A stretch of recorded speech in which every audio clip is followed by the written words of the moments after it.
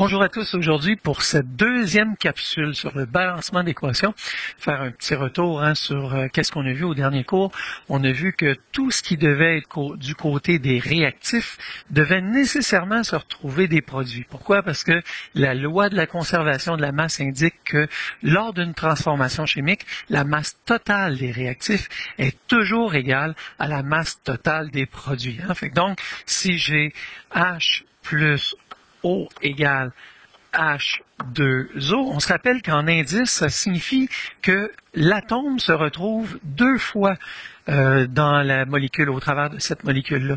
Donc, si je regarde du côté on parle de réactifs ici, puis on parle de produits à cet endroit-là. Donc, si je regarde au niveau des réactifs, je devrais avoir, j'ai un seul oxygène, deux hydrogènes, donc je devrais avoir deux hydrogènes. Pourquoi je le mets sous la forme d'un coefficient? C'est parce qu'il ne fait pas partie d'une molécule. En fait, qu'est-ce que c'est? C'est deux atomes séparés qui se trouvent être indiqués quand que je mets 2H plutôt que H2. Donc, ça, c'est la première chose qu'il faut se rappeler. Donc, à partir de là, maintenant, on va retourner dans la loi de la conservation de la masse. On va regarder comment on peut balancer ces équations. OK, pour ce premier exemple, qu'est-ce que j'ai fait? C'est que j'ai pris un exemple de combustion de méthane. OK? Donc, qu'est-ce qu'on a? On regarde du côté des réactifs. Côté des réactifs, qu'est-ce que je me trouve à avoir? Je me trouve à avoir un atome de carbone. Je me trouve à avoir 4 hydrogènes. Puis finalement, j'ai aussi 4 oxygènes. Voyez-vous ça? En fait, c'est 2 dioxygènes. 2 dioxygènes, ça veut dire qu'on se trouve à avoir comme deux atomes réunis ensemble dans une molécule de dioxygène, puis je l'ai deux fois. En l'ayant deux fois, ça veut dire qu'au total, je me ramasse avec 4 oxygènes. Ça, c'est du côté des réactifs. Si je m'en vais de l'autre côté maintenant, puis je regarde au niveau des produits, là, je me trouve à avoir un carbone, je me trouve à avoir ici 2 oxygènes, je me trouve à avoir ici 4 hydrogènes, puis je me trouve encore une fois à avoir 2 oxygènes. Qu'au total, on regarde, j'ai un carbone, 4 oxygènes et 4 hydrogènes. Donc, je peux dire que cette équation-là est bien balancée. J'ai le même nombre d'atomes du côté des réactifs que je n'ai du côté des produits. Maintenant, la question qui se pose, c'est comment ça se fait que j'ai 2 oxygènes? Là, Donc, si je prends cette petite partie-là, il faut que je vois que ça se trouve être 2 molécules d'eau. 2 molécules d'eau, ça veut dire que je me trouve à avoir un oxygène et 2 hydrogènes qui sont pris ensemble. Donc, en ayant 2 molécules d'eau, c'est ça que je me trouve à avoir. Maintenant, deuxième étape. Sachant maintenant que mon nombre d'atomes est balancé du côté droit et du côté gauche de l'équation, là, ce qui reste, c'est d'évaluer la masse totale des réactifs et la masse totale des produits. Quand vous regardez, là, ça va vous prendre votre feuille que je vous ai donnée pour l'examen de fin d'année du ministère. Donc, vous avez votre tableau périodique, vous allez regarder dans le tableau périodique, puis dans la légende, là, vous allez vous rendre compte que le dernier élément de la légende, si je prends par exemple l'hydrogène, je prends la case de l'hydrogène, j'ai le symbole. En dessous du symbole, je vais avoir 1,01. Ça, c'est sa masse que je trouve à avoir en bas. En haut, on le sait, ça se trouve être son symbole. Ça se trouve être son numéro atomique. Donc, j'ai le numéro atomique, j'ai le symbole, puis finalement, en bas, j'ai la masse. Donc, si je veux calculer tout ça maintenant, qu'est-ce que je vais dire? Je vais dire que j'ai un carbone. Donc, le total des carbones. Il faut que je trouve le carbone. Carbone, ça se trouve être l'élément numéro 6. On va trouver ça dans la famille 4A, le premier élément de la famille 4A. Vous allez vous rendre compte que le carbone, ça vous donne une masse de 12,01. 12,01, je l'ai une seule fois ici. En fait, c'est des deux côtés de l'équation, je ne l'ai rien qu'une seule fois. Ensuite, je regarde la deuxième partie, je veux dire, j'ai dit que j'avais 4 hydrogènes. 4 hydrogènes, il va falloir que je trouve la masse de l'hydrogène. Hydrogène, famille 1, période 1. Je vais retrouver le numéro atomique 1, donc ça va être 1,01. Vous regardez, j'ai multiplié par 4 parce que je me trouvais à avoir 4 atomes de l'hydrogène. Par la suite, là, je me trouve à avoir 2 molécules de dioxygène. Fait que donc, je vais chercher l'oxygène. L'oxygène, numéro atomique 8, famille 6, période 2. Je vais donc trouver que l'oxygène a une masse de 16,0. Fait que 16,0, j'ai voulu le représenter ici intégralement comme qu'il était dans ma formule en haut, en disant que j'ai 2 molécules de dioxygène. Mais en fait, j'aurais pu facilement dire que j'avais 4 atomes tout simplement d'oxygène, puis faire le calcul 4 fois 16. Fait que donc, si je calcule le total, je peux mettre entre parenthèses, simplifier tout ça. Ça ici, ça se trouve être mon carbone. Ça ici, ça se trouve être mon hydrogène. Puis finalement, cette dernière partie-là, c'est mon oxygène. Fait que le calcul, le total de tout ça va me donner 80,05. Hein? 80,05, puis comme Lavoisier le disait, ben rien ne se perd, rien ne se crée, tout se transforme. Fait que donc, je peux pas avoir perdu rien, je dois nécessairement avoir 80,05 du côté des produits aussi.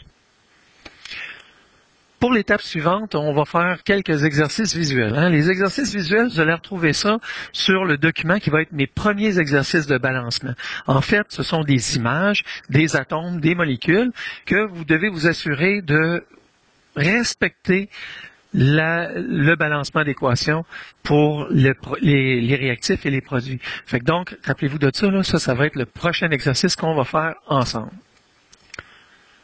OK, fait que donc, comme je vous disais tantôt, pour balancer, je vais pouvoir vous donner quelques moyens, hein, quelques méthodes pour balancer. Je vous en donne 3 en fait, vous choisissez celle qui vous convient le plus. Fait que là-dedans, on va essayer de passer au travers, mais si vous regardez sur le site Internet, les feuilles que je vous ai données, comment balancer 3 méthodes, ben, ce document-là va vous permettre d'en choisir une qui vous convient le plus. Puis ensuite, juste au-dessus, toujours au cours 14, feuille d'exercice de balancement d'équation, ben, c'est la feuille de balancement que je vous disais qu'on va y aller avec plus d'une façon visuelle pour les premiers balancements d'équation. OK, fait que donc dans cette première méthode, qu'est-ce que je vais faire? C'est que juste vous poser la question, si je regarde la formule chimique qui est au tableau, on a une formule qui est N2 plus H2 est égal à NH3. Là, la première question, c'est de savoir, est-ce que cette équation squelette-là, c'est une équation qui est balancée ou elle ne l'est pas? Fait que donc, être capable de reconnaître si l'équation est balancée.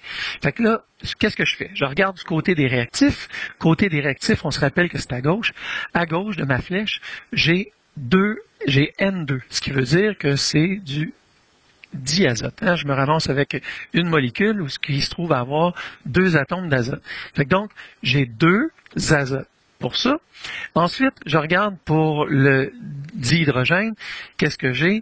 Ben, j'ai 2 hydrogènes de ce côté-là. Du côté des produits, maintenant, qu'est-ce que je vais retrouver? Je me trouve à avoir un seul atome d'azote et 3 atomes d'hydrogène.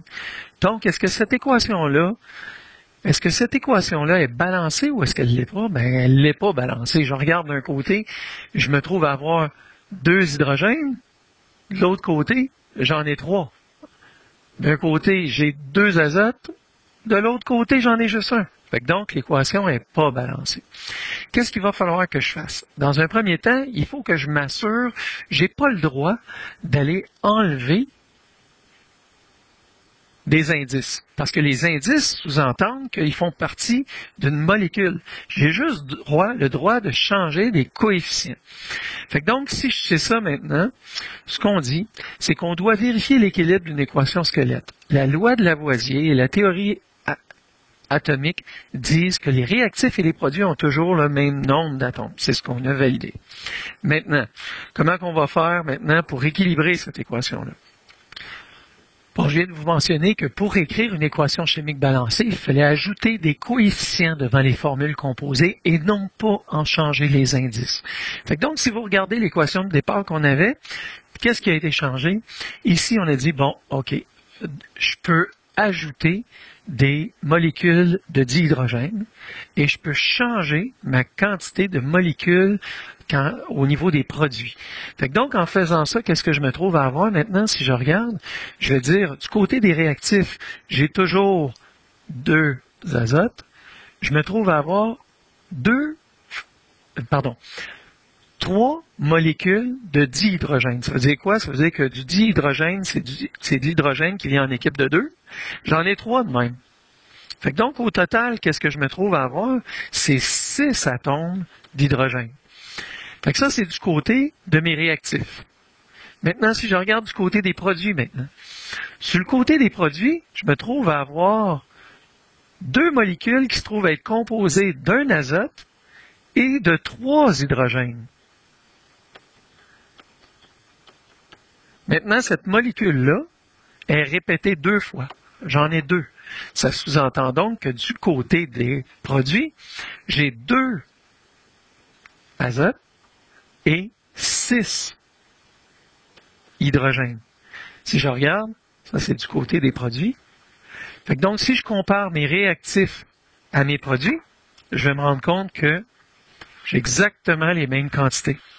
Fait que donc, cette équation-là est une équation chimique balancée. Bon, maintenant, nous allons tenter de poursuivre cette explication-là en faisant un exemple. Fait que donc, ce que je vous donne ici, c'est qu'on a du cuivre, cette partie-là, et du nitrate d'argent. Fait que donc, cette partie-là. Et ça va former du nitrate de cuivre et de l'argent. Fait que donc, comment qu'on va faire pour balancer ça? Ben là, j'ai essayé de vous simplifier un petit peu la vie en disant que NO3, là, ça se trouvait être une partie qui ne se séparait pas. Hein? Dans le cas, on aurait pu le séparer, mais si on regarde d'un côté et l'autre de l'équation, on a du NO3 des deux côtés, ça risque de nous simplifier un petit peu la vie. Fait que donc, qu'est-ce que j'ai? Je regarde au départ, j'ai le cuivre, j'ai du cuivre, j'ai de l'argent et j'ai du NO3. Fait que donc, ça, c'est du côté des réactifs. Du côté des produits maintenant, j'ai la même chose. Fait que produit, j'ai du cuivre, j'ai du NO3, puis j'ai de l'argent. Donc, si je regarde du côté des produits, du côté des réactifs, actuellement, j'ai un cuivre, j'ai un argent, puis j'ai une molécule de NO3. De l'autre côté, je me trouve à avoir un cuivre, et je me trouve à avoir 2 molécules de NO3, et un seul argent. Fait que donc, premier problème que je vois là, en fait, le seul problème qui existe actuellement, c'est que le NO3, j'en ai 2 du côté des produits, puis j'en ai un seul du côté des réactifs. Donc, je ne peux pas réduire la quantité. Hein? Je suis obligé de l'augmenter parce que je ne peux pas en avoir moins que moins. Là. Donc, le minimum, c'est j'ai un NO3 ce côté-là.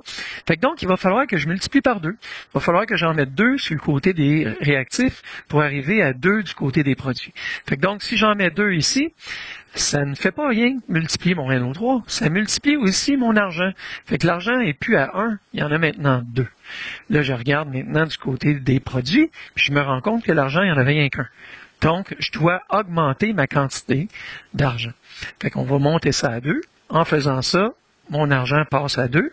Et si je regarde maintenant, le cuivre est balancé. Le cuivre, j'ai 1 des 2 côtés de l'équation.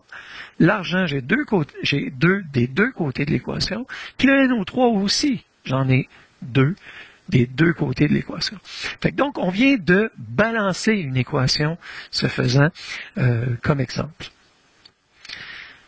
Fait que donc, en résumé, pour cette petite partie-là, ce que je peux dire, c'est que le balancement d'équations chimiques consiste toujours à ajouter des coefficients devant les formules chimiques et non pas devant les indices, de ne pas changer des indices, devant les formules chimiques des réactifs et des produits afin de respecter la loi de la conservation de la masse. Fait que donc, on doit ajouter des coefficients devant les formules chimiques des réactifs et des produits afin de respecter la loi de la conservation de la masse. Fait que l'exemple que je vous donne en dessous, fait que donc on a parlé tantôt d'équations squelettes, ça veut dire qu'il n'y a pas encore de coefficient qui a été mis devant. Qu'est-ce que je vois? D'un côté, un hydrogène, oxygène, puis finalement, de l'autre côté, je me trouve à avoir une molécule d'eau qui se trouve à être composée d'hydrogène et d'oxygène. Combien je me trouve à avoir d'hydrogène du côté des produits? Ben, j'en ai 2. Combien d'oxygène? J'en ai juste 1. Je m'en vais voir du côté des réactifs. Les réactifs, ce côté ici, je me trouve à avoir un hydrogène et un oxygène. Qu'est-ce que j'ai besoin de faire pour m'assurer de l'équilibrer? Il va falloir que j'augmente mes hydrogènes, que je le multiplie par 2 pour en avoir 2 des deux côtés. Ce que j'ai fait ici. Fait qu'une équation balancée, est-ce qu'elle est balancée, cette équation-là? En ayant changé le coefficient de l'hydrogène, je vais passer à 2 hydrogènes et un oxygène. Puis je regarde du côté des produits, j'ai aussi deux hydrogènes et un oxygène. Fait qu'est-ce que l'équation actuelle est balancée? Et bien sûr, elle l'est. Bon, quand je vous disais qu'il y avait 3 façons de faire pour balancer les équations, encore une fois, je vous réfère à la page que je vous ai donnée, la feuille que je vous ai donnée et qui se retrouve aussi sur le site Internet. Une des façons, c'est souvent de suivre celle qui vous est donnée dans votre boîte à outils. Fait que dans la boîte à outils, ce qu'on vous dit, c'est qu'on commence par écrire l'équation squelette. Un coup que l'équation squelette a été faite, qu'est-ce qu'on fait? On commence toujours par la molécule la plus complexe. Et puis on garde les molécules les plus simples pour la fin. Toujours plus facile. Après ça, on utilise comme coefficient des nombres entiers. Ça, c'est une règle de base. On ne peut pas mettre une fraction comme nombre, comme coefficient. Ensuite, on n'indique pas, si un coefficient est à 1, là, il est sous-entendu, on n'a pas besoin de l'écrire. On ne l'écrit pas. Puis, on ne modifie jamais un indice des formules chimiques parce qu'elle fait partie d'une molécule, donc on ne peut pas faire ça. Puis, on ne peut jamais enlever de substances ou en ajouter de nouvelles. Ça veut dire que si on a du carbone, de l'hydrogène et de l'oxygène d'un côté, on a les mêmes atomes de l'autre. On ne peut pas ajouter une nouvelle substance ou bien en enlever.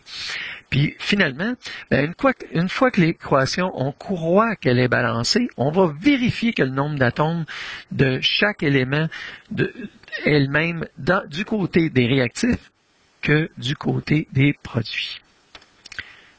OK, fait que donc, pour conclure ce que je viens d'expliquer, ça veut dire que si je regarde la formule suivante, qui est une synthèse de l'eau, on a du dihydrogène et du dioxygène qu'on va transformer, qui va se transformer pour former de l'eau.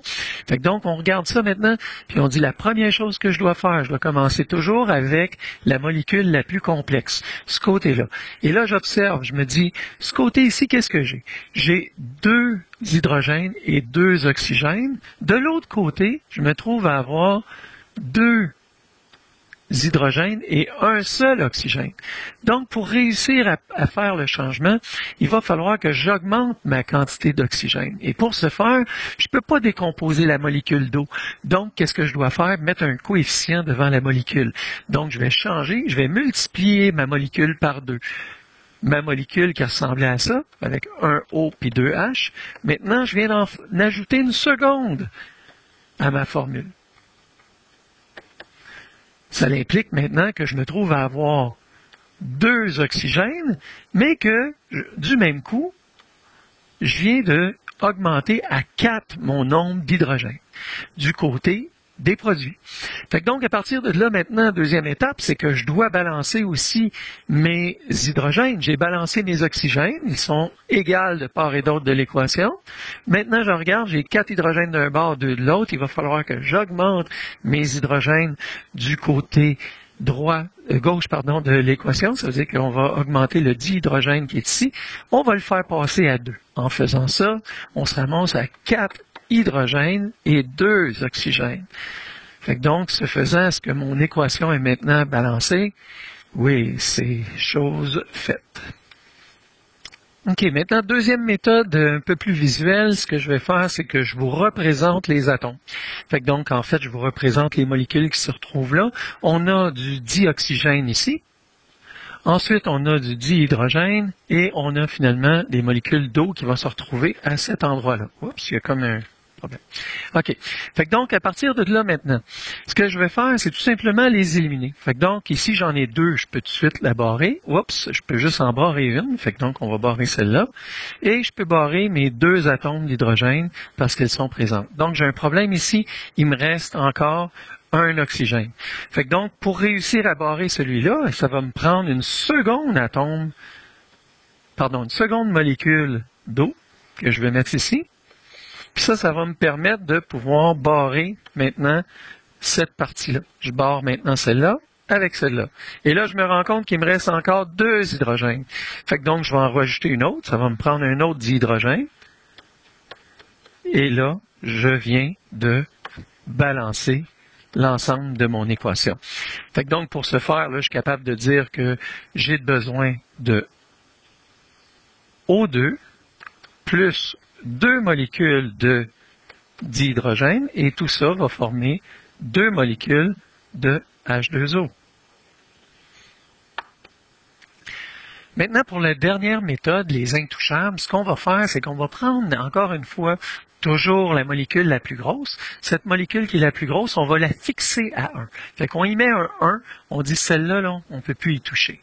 Et après ça, on prend chacun des énoncés des réactifs, ou plutôt chacune des molécules des réactifs, puis on regarde si ça correspond. Fait que donc, dans le premier cas, on regarde, on a un H2. J'ai vraiment un H2 que je peux mettre ici. Ça veut dire qu'il va en avoir un seul. Ensuite, ici, j'ai un oxygène. Puis ici, j'ai 2 oxygènes. Fait que donc, là, ici, ce que je vais faire, c'est que je vais utiliser justement des coefficients fractionnaires pour me permettre de le calculer pour que ça balance. Fait que pour réussir à avoir un seul oxygène du côté des produits, j'ai besoin d'une demi-molécule d'oxygène. Fait que c'est ce que j'ai fait. Je viens mettre chacun des coefficients du côté des réactifs avec des fractions si nécessaire pour arriver exactement à mon nombre. Un coup que tout ça est fait, un coup que j'ai réussi à m'assurer que tout est bien balancé, ce qui reste, c'est de s'assurer de ne pas avoir des coefficients fractionnaires. Fait que pour ce faire, je regarde les fractions que je me trouve à avoir à l'intérieur de mon équation. À l'intérieur de l'équation, la seule fraction que j'ai, c'est des demi. Fait que si je multiplie par 2, je vais avoir un entier. La demi va passer maintenant à 1. Fait que c'est ce qu'on cherche à faire. Fait qu'on prend l'ensemble de l'équation maintenant et on la multiplie. En faisant ça, je vous dis du côté des produits et du côté des réactifs. Je prends donc toute l'équation et maintenant, si vous regardez, 2 fois 1 H2, ça va me donner 2 H2. 2 fois une demi-O2, ça me donne maintenant O2. Puis 2 fois la molécule d'eau, je suis maintenant rendu à 2 H2O. Et ça, c'est la troisième façon d'obtenir une équation balancée. Donc ici, je vous donne une équation squelette et je vous demande quelle va donc être l'équation balancée de cette équation-là. Je vous demanderai de prendre 2 minutes, d'arrêter la vidéo et de tenter de balancer cette équation-là. Un coup terminé, moi je vous apporte la réponse. Une autre série de petits exemples à tenter de balancer. Et évidemment, je vous donne la réponse. Donc là-dessus, ça termine la deuxième capsule sur le balancement d'équations. Mais je vous dirais, il faut absolument que vous imprimez le document qui va se retrouver sur le site. Celui-là, en fait, là, si vous regardez, comme je vous disais tantôt, vous allez retrouver ça dans les balancements d'équations. Vous allez retrouver 3 méthodes pour balancer quand vous cliquez là-dessus. Première méthode, deuxième méthode, celle qui vous est donnée, puis la dernière qui est ici, les intouchables. Je vous dirais qu'avec ça, là, on devrait être en mesure de bien s'en sortir et de faire les exercices. L'idée, c'est d'en faire plusieurs pour se familiariser avec le concept, mais ça devrait bien aller là-dessus. Je vous souhaite un bon cours.